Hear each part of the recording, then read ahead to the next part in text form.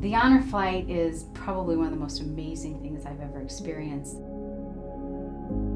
The honor flight is an opportunity for veterans to go to DC together, to interact, to reflect on what they've done for our country, and to reflect on how important they are. Honor flight is tremendous. And Eastern Iowa Flight does 4 flights right now. We do 2 in the spring and 2 in the fall. Take about 85 veterans on each flight.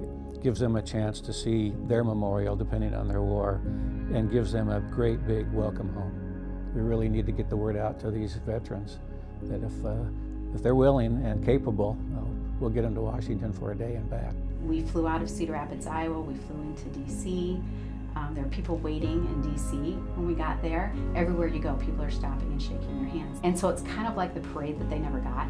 In the honor flight, I'd heard other people going on it, and so I signed up. I must have been the second flight. It was in 2010. Of course, the first flight, I was just a veteran going along. I didn't know much about it, and just kind of watched it going, and didn't know what to expect. Thoroughly enjoyed the flight. It was a great flight. It was so well run.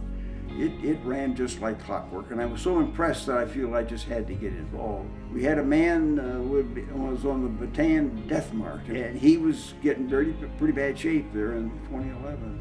So we sponsored that flight so he could go, and he went in October, and he died the next January. The veteran that I went with, Bob, had tears in his eyes, and I'm like, what's going on? And he said, well, it's the first time in his life that he felt like what he did really was important. Because I never felt like this.